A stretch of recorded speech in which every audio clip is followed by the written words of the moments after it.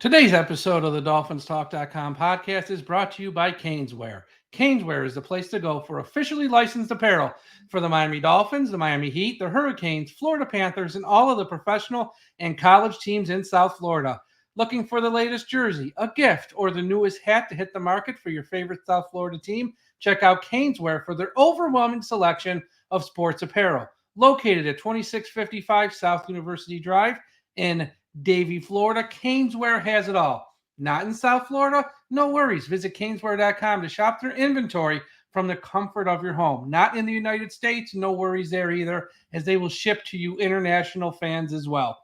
Caneswear.com is the spot that Miami fans shop. That's Caneswear.com, Caneswear.com.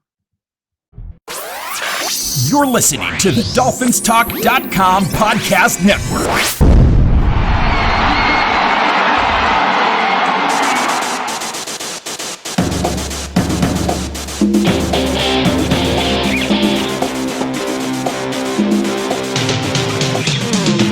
You're listening to the DolphinsTalk.com podcast, the most listened to daily Miami Dolphins podcast on the internet. Come on, Dolphins fans. Time to fins up. All right, Miami! Miami's got the Dolphins, the greatest football team. We take the ball from goal to goal like no one's ever seen. We're in the air, we're on the ground, we're always in control. Hey, when you say Miami, you're talking Super Bowl. 'Cause we're the Miami Dolphins, Miami Dolphins, Miami Dolphins number one. Miami Dolphins.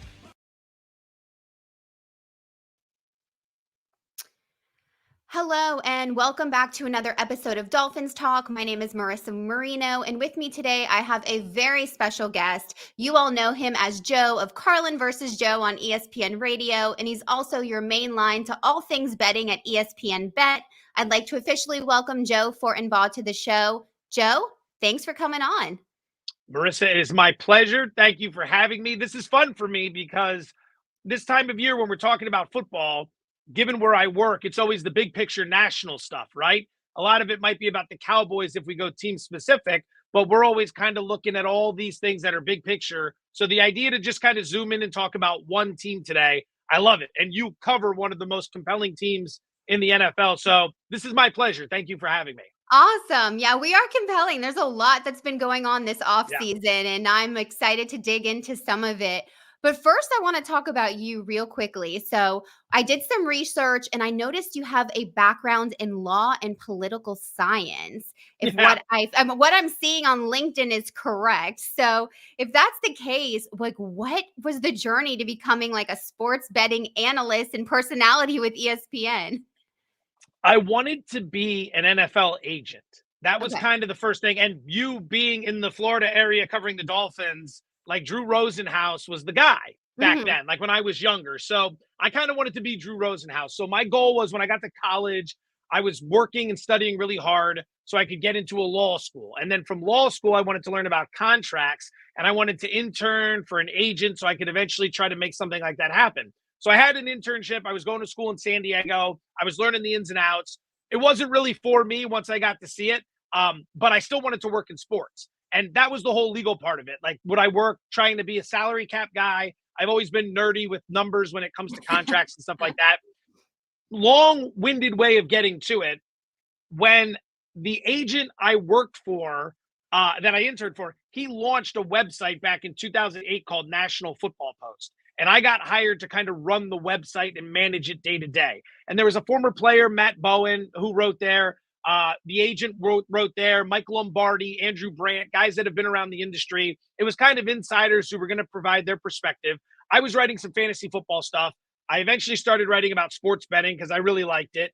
Moved to Las Vegas because I just on a whim I was living at home. I was late 20s. I needed to like get out and start living life again. Yeah. So went to Vegas on a whim, had no money, had a maxed out $2,000 credit card and like, I don't know, maybe a couple grand in my pocket, but I had this job, moved out to Vegas, and I was going to get to meet every sportsbook director, every pro bettor. I was going to learn the industry. While I was there, I'm doing radio hits. A radio station in San Francisco hears me doing the hits. They offer me a job to come up and join them. So I go up there. I'm working there 6 years. PASPA gets repealed, so sports betting becomes legalized. I had still been doing sports betting stuff, so that led to a part-time gig with ESPN, which then eventually led to the full-time gig with ESPN, which eventually led me to where I am now. So very roundabout, but it's just one of those, if you got a dream, if you got something you're pursuing, just keep going. Just keep going. And this all started back in about 2008. I graduated from law school in 2006. I got the job with the website in 2008, and I am where I am now, 2024. So it took a while, but you just keep going. You don't quit. I love that message. I mean, just keep on the grind. And I mean, it's so interesting. You just never know where you're going to end up from, where you started and where you're at now. But congratulations. That's a really awesome journey. And we're excited that you're not in political science and you're here with us today.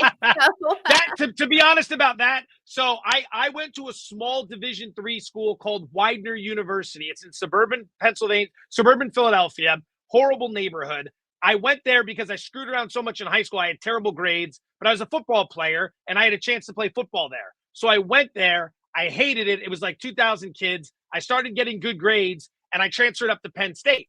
The thing is, when you get to Penn State, you can't transfer into their business school because it's a really good business school. So I needed to pick some sort of major. So I picked economics.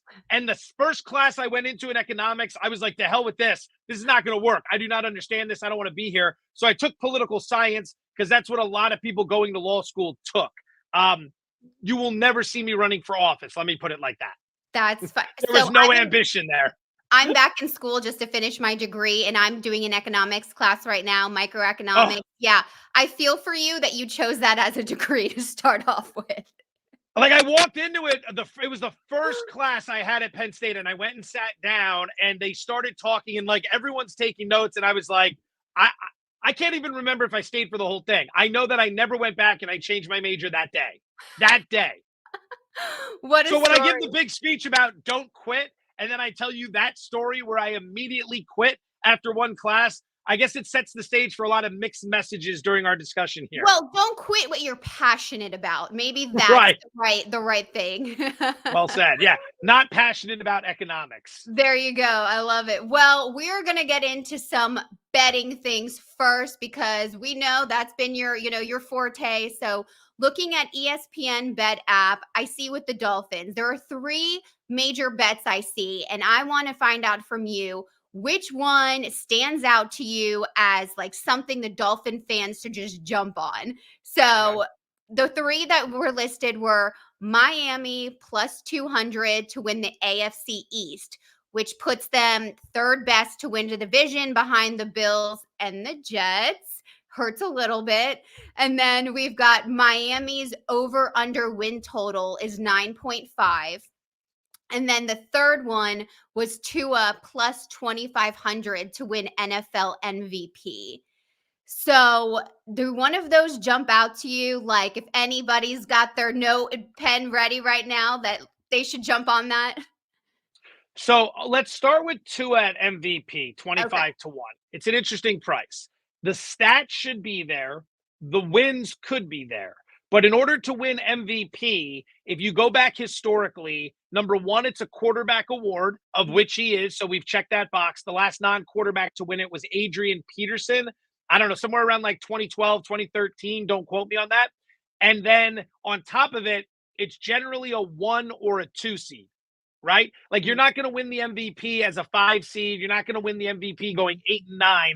You need to be a team that stacks a lot of wins. So if you think Miami can stack a lot of wins, that would get me looking at the win total because you can get to 10 wins with a good quarterback and not win MVP, but you can still cross that threshold. A lot of Miami this year comes down to psychology and which question they're going to answer. Here's what I mean by that. And this is coming from outside the Miami bubble. You guys view it one way, outside of the bubble could view it differently.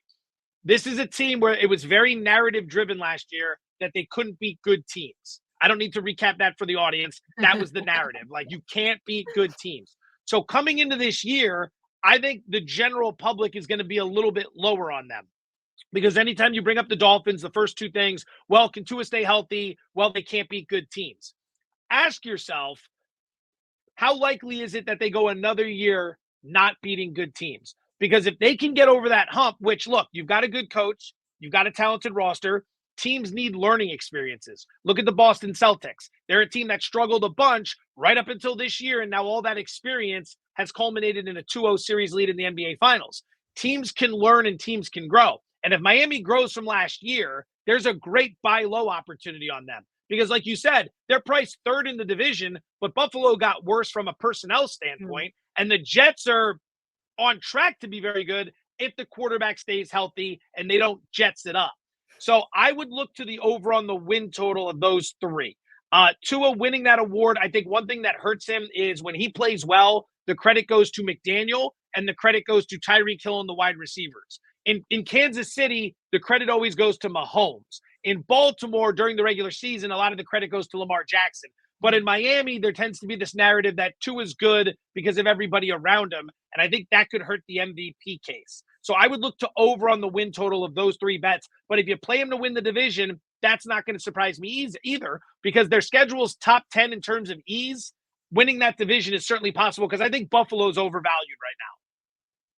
Yeah, I mean, on paper, for me anyways, I mean, the Bills don't look great, but you can never underestimate Josh Allen. I mean, obviously, Correct. as long as he's their quarterback at the helm, they're always going to be a thorn on our side and they're always going to be a competitor. So obviously, you can never, take them out of the equation fully.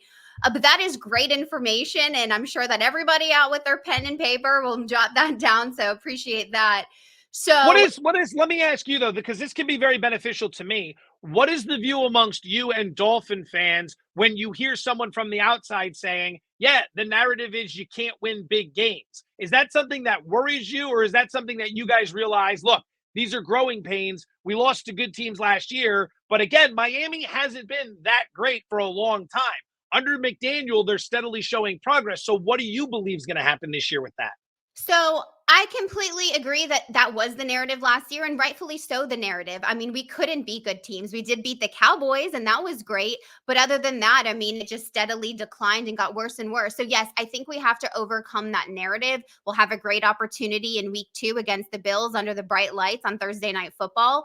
But I will say that for me, anyways, Coach Mike McDaniel going into year 3, I have, my expectations. He's had some learning curves, some decisions of not to consistently run the ball when I think he should. And I think he's learned from some of those. Tua, I have expectations for him as well. He's been working with quarterback coach John Beck. So, and we've really built, I think, a great roster, adding OBJ and Jordan Poyer and all these great players. So my expectation is that they beat good teams this year. Obviously, that's going to be my expectation. And I think all Dolphin fans go into this season, like with this roster and what we've been building, the expectation is we're the longest team without a playoff win since 2000. That we do something about that. It is playoff or bust this season, in my opinion. So yeah. I can see that, and you're going to want a better showing in the playoffs as well, because last year getting there was nice, but that showing at Arrowhead in the cold weather was abysmal. To your point on that Buffalo game in week 2, Thursday night, so it's a short turnaround, big advantage for Miami because Buffalo has to travel there, and that Miami Heat early in the season, you guys want home games early in the year to take advantage of that. That's a good weapon to have on your side. Looking at it, hosting Jacksonville, that won't be easy. Hosting Buffalo, then you're at Seattle, but you have the extra time to prepare coming off that Thursday night game. Then it's a home game on Monday against Tennessee, and then at New England by week 6. 5-0 is on the table. Not saying that happens, but if you're Miami, you should be thinking about 4-1 heading into that break. And if you're there at 4-1, you'll have an opportunity to overcome some potential misfires late in the season, because there's some tricky schedule spots late in the year. Yeah, I totally agree. And, the Tennessee Titans game, I think a lot of fans have some PTSD over last year's Titans game. We've got that same matchup again this year. So I'm like, oh, goodness. But, game was terrible. New defensive coordinator, Anthony Weaver. So I think there's a lot of optimism on this side of the pond going into all of this. So just kind of keeping in line with Tua, since we were talking about him, it's, can he stay healthy? Can he win in big games? You hear so much in the sports commentator world and broadcasting world, so much talk about Tua.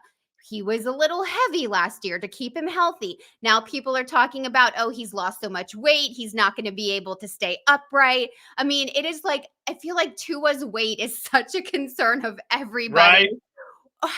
What are your thoughts on Tua going into this next season? Is the weight an issue for you? And then do you see him being able to take this team into a deep playoff run? These guys have access to world-class facilities, nutritionists, information, doctors, all that stuff. Like the access and the info they can get directly versus what people like us are able to access. It's a completely different world. So a guy like that, if he's making a decision to lighten up or to put on some extra weight and it's part of a plan, I would have to imagine that's run through some filters. Some people have weighed in on that, and then they're working together to put that weight on or take it off in the smartest way possible. He doesn't strike me as someone who's lazy, right? Like when you see guys who are lazy, who show up very overweight or something dramatic happened in their life and they lost a lot of weight, that's problematic. But when it's part of a plan for football, I would defer to the people that are putting the plan in place. Like LeBron later in his career lost a bunch of weight. He knew he needed to get leaner to take a lot of the stress off the bones and the joints and the tendons. And that was a conscientious decision made amongst doctors and nutritionists and all that. And it's worked out very well in prolonging his career. So I'd have to imagine there's some smart people making this decision here. On top of that, he's chasing a big contract extension. He knows that what's at stake. Everybody knows what's at stake. That guaranteed money changes generations, right? That is generational wealth. So I would have to imagine every decision he's making right now is about getting himself in line to play as well as he can, to impress who he needs to impress, to check all the boxes to get that contract. So I personally would not be worried at all about his diet this offseason. And two, it's so funny because Patrick Mahomes, he's embraced the dad bod. He's posted it on social media. Nobody has anything to say about that. But Tua, he gains 10 pounds, loses 10 pounds. It's like everybody's talking about it. It's hilarious to me. But that's funny. All right, so talking about Mike McDaniel, we did talk about him a little bit earlier. He is going into year 3 as the head coach of the Dolphins. What are your thoughts of Mike McDaniel as a head coach? There's been some talk last season. They asked him at the end of the season, are you going to give up offensive play calling? He said, no, I'm going to stick it out another year, see what happens. What are your thoughts on him as a whole? I like him a lot. And this is coming from a guy who did not like the hire originally. So I've done a complete 180 on McDaniel. I think there are a couple things he does really well. I think the thing he does real well that's the least talked about is kind of the culture he's built there and how he relates to younger players. That's really important for anyone who paid attention to what happened in New England and why Belichick likely didn't get the job in Atlanta, right? There are a lot of factors in play, but one of the things is you've got to be able to relate to the younger generation. And if you can't do that, you're not going to have your pulse on the finger, your finger on the pulse of the locker room, and you can risk losing those guys. Like there are voices that can just get drowned out in pro sports because it just doesn't relate to young people. I think Mike understands that. And I think that's a really important thing to have when you're trying to build something. You need to have the culture. You need to have everyone rowing in the same direction. You need to be organized. Like you look at the Jets, they seem fairly disorganized year in, year out. The Carolina Panthers seem very disorganized right now. Miami seems organized. And if you have that, then you can start looking to the next step, which is getting to the postseason and contending. I look at McDaniel's pedigree. San Francisco under Kyle Shanahan, it's no surprise the guy knows how to design an offense. It's no surprise he knows how to call an offense. It's no surprise he understands the type of player to come in, build that offense. I mean, Miami's offense is extremely fun to watch. That Giants game, I remember it specifically because I had a pretty big bet on Miami covering that game, and they ended up covering it. Daniel Jones got hurt late. Tyrod Taylor came in, and I'm thinking, oh, you got to be kidding me. This guy's going to lead him down the field. But Miami only held the ball for like 23, 24 minutes in that game. The amount of points they can score in a short period of time is extraordinary. The problem is, if your defense is on the field 35 minutes a game, that's going to be problematic as the season wears on. You got to be able to give them time to rest, not just move the ball and score, but, give them an opportunity to get their win back. So I like McDaniel. I think I've seen the organization get better each year he's been in charge. I think he's got a good culture he's building there. I think he understands personnel. His offense is very good. He got a lot more out of Tua than the previous regime did. So my thoughts on him right now are I'm a buy candidate. I buy on Mike McDaniel. I'd like to see him win some big games next year. That's the next step for Miami. When you find yourself in a big game on Sunday Night Football or whatever it may be, you got to start winning some of them. Not all of them, but like week 2, Thursday night against Buffalo, go win that football game. That's a winnable game. You'll be a favorite in that game. Well, music to my ears. I'm glad that you're on board with Mike McDaniel. That gives us some hope as well. So love to hear it. And for anybody just that missed the intro, again, we're with Joe Fortenbaugh of Joe Carlin versus Joe and of ESPN Bet. So moving on, I've got two quick questions for you. So one, leaving Kansas City out, as we know how great they are, obviously, with Patrick Mahomes. What are a couple teams, and let's specifically stick with AFC, that you think may make a serious run at the Super Bowl? I mean, of course, we know you're going to say the Dolphins. You can leave them out too. What would your other choices be? So Cincinnati obviously comes to mind.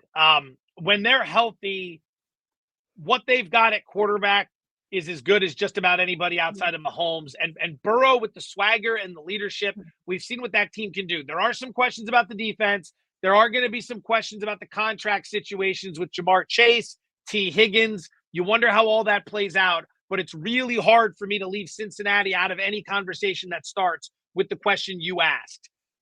Baltimore's a team where I'm a Philadelphia guy. The Philadelphia teams are my teams. I can see Philadelphia and other teams. The Ravens are the Sixers. That's who they are. Joel Embiid and Lamar Jackson just shake hands. You guys are the same guy. You can roll up big numbers in the regular season, but in the playoffs when it matters, you can't get it done for some reason or another. Your team can win a lot of games in the regular season. You can't close in the playoffs. That's who they are. So I don't take them seriously as a postseason team. They'll probably win 11 or 12 games in the regular season, and then they'll flame out when it matters. I think it's too early for the Chargers. I'm not buying on the Raiders or the Broncos just yet. Everybody's high on Houston. I think that's a team that I'd be selling. Personally, I think they're overvalued. Jacksonville, who Miami plays in week 1, they intrigue me. I think everyone's forgotten about them. I think everyone's forgotten about Trevor Lawrence and Doug Peterson. They made some very intriguing moves this offseason. They bolstered the offensive line. They brought in some weapons, Gabe Davis to replace Calvin Ridley. They've put Trevor Lawrence in his best position yet to make some plays going forward. I think that's a potential sleeper team. And then I always have Cleveland as a sleeper team. I'm a big fan of Kevin Stefanski, and I think that team has a ton of talent. They're priced as a team that's not going to do a whole lot, but I think they can make some noise. So that's kind of as I work my way deeper down the list. Cleveland and Jacksonville are potential surprise teams. Cincinnati's definitely a team that's in the mix. I want to get behind the Jets. I want to believe with that defense they can make noise, but it's the Jets, right? Like, it's the Jets. And I'm sure as a Dolphin fan, you look at them and you're like, yeah, it's the Jets. They'll find a way to jet it up. Yeah, we're fine with you not being big on the Jets. That's totally okay. We can get on board with that for sure. All right, so I have one last question for you. So 20 or so years ago, sports betting was only legally allowed in Las Vegas, and professional sports leagues wouldn't talk about it for the most part. Now it's legal almost anywhere, promoted in games, professional sports leagues, you name it. The industry has grown so rapidly. Where do you see sports betting in like 5 to 10 years from now? So I hope that it's kind of in the Wild West phase right now. You have a bunch of operators trying to get into a bunch of different states. They're trying to grab market share, promotions, get fans involved. And I think that as we get, the 3 big states, California, Texas, and Florida, I know you guys have Hard Rock right now, but eventually that has to expand. As the 3 big states come online and we kind of get legalization everywhere, I hope there's kind of a deep breath, and then the competition amongst the sports books leads to the best possible experience for the consumer. I think the books are doing a decent job right now, but I think they do limit winning players. I think that's something we could work on. I think they could offer better prices for consumers. It doesn't need to be as gouge heavy as it is, where, a lot of these prices are off. I think it could be a little bit more fair for the consumer. And then on top of it, I hope there's an educational component that comes in. And education is boring. People aren't necessarily looking at that for content. But I really hope people who get involved in this understand how hard it is to beat the closing point spread, how hard it is to win it this long term. So understand bankroll management. Google bankroll management. Learn about bankroll management. Do not put yourself in a situation where you're not going to make a certain bill payment because of what happened with sports betting, or your Sunday night is just ruined and you're going to lose sleep because of the games you lost earlier that day. I've been in that situation more times than once. I've had those situations way back in the day where you got to pay the bookie. You've been playing on credit. It's going to set up an awful week. It's not good for anyone's health. It's not good for your mental health. And then it distracts you from everything else that's going on in life. Like I went through this quite a bit back in the day when I was much more of an amateur with this stuff. You lose money. It might be money you can't afford to lose. Then you're paying off the bookie. Then it's kind of setting yourself up for a bad week. You're thinking about the losses. You're thinking about chasing the wins. That's no way to live life. That's no way to live life. Your time cannot be spent focused on chasing wins or climbing out of a hole or going to pay the bookies or extending yourself. And then you're watching the game and you're so locked into this game. You might have kids or people around you that you're not paying attention to. Have fun with it. Treat it as entertainment, right? Treat it as a trip to the movies or something else, but do not let it consume you. If you can have the discipline to avoid that, you can have fun with this, and then you can begin the process of trying to learn how to be a winning sports bettor. But if the emotions are going to creep into play and you don't understand the psychology of it, you can get yourself in a hole, and then it's a miserable feeling coming from someone who's had that experience. I mean, unless you're Dave Portnoy, right? Then it's like, just go Dave's for bets it. are wild. Dave's bets are so wild, but it's so much fun watching him because he's had a lot of success this year with UConn and some of the other big wagers he's made. Michigan, obviously, winning the championship and him being in a situation as a grad.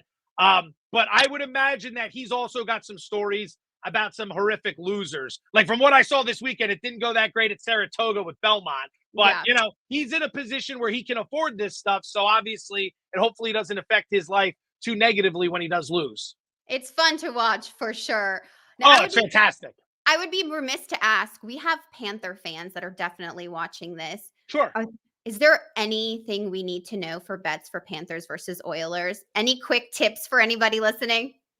Okay, so I've been high on the Panthers for a good portion of the postseason, and a lot of it is my bias because they've been winning me money. I've been playing a lot of unders. I played them a lot against the Rangers. I have Bobrovsky to win the Conn Smythe. I got him at 20-1 in the last series. I was talking to PK Subban about it on the ESPN bet set. I'm like, what do you think about this? He's like, that's a pretty good price. I'm like, I think it's better than pretty good. He's the goaltender of the team that has a really good shot at winning this thing. So now you're up 2-0. My thought would be this. A lot of hockey minds feel that this series shifting back to shifting to Edmonton is going to open the door for some Edmonton wins. So I would not be betting on Florida now. I might be looking at some overs. There was the key injury that happened last night with Barkov. If he's not able to play, that's going to open things up for Connor McDavid. So as a Panther fan, I would just sit back and monitor the injury status of Barkov and see where we're going moving forward there. But as of right now, Panthers have been fantastic. A fantastic watch, an elite defensive team. And as a Flyers fan, it kills me that Bobrovsky was there in Philly for years and they couldn't figure out how to get it right with him. This is a team that hasn't had a goaltender since Ron Hextall decades ago. And they had Bobrovsky and they let him go. So it's a miserable feeling as a Flyers fan. But good for you guys. I love the passion behind it. But, as Joe said, just sit back, enjoy the game, maybe be mindful of the bets you make for the Panthers there. Well, oh my gosh, Joe, this has been so great. Thank you so much for your time. I know you're a busy man. I want to let everyone know, make sure you tune in to Carlin versus Joe on ESPN Radio, weekdays from 12 to 3. Also, if you'd like to follow along with Joe on socials, you can do so at Twitter at Joe Fortenbaugh or on Instagram at jfortenbaugh. Joe, it's been an absolute pleasure. Anything that the fans need to know, anything else in the works for you that you'd like to share with them? We are going to have a fun summer season on ESPN Bet Live, right? We're generally on 6 p.m. Eastern, ESPN2. We'll have shorter shows in July, but when we come back in August, if you are a pro or college football fan, you're not going to want to miss us. That's where we really hit the ball. That's where we really hit the ground running. So keep an eye out for everything we're going to be doing later in the summer. But for now, Marissa, I appreciate the opportunity to come on to speak to you and your fan base. I mean, good God, you promoted this on Twitter yesterday, and my mentions were blowing up throughout the course of the day. I was like, I got to bring my freaking A game to this thing. So I hope I was able to deliver for you guys and the fans. You have been a joy. It's been so great, so informative. I can't wait. We're going to drop this episode around 4:00 Eastern today. So can't wait for everybody to tune in. Again, thank you so much. And I know your show is coming up in an hour. So best of luck to you on that. And we look forward to hearing from you soon. Everyone in Thank you Dolphins very Nation, much. Of course. Everyone in Dolphins Nation, have a great day and fins up.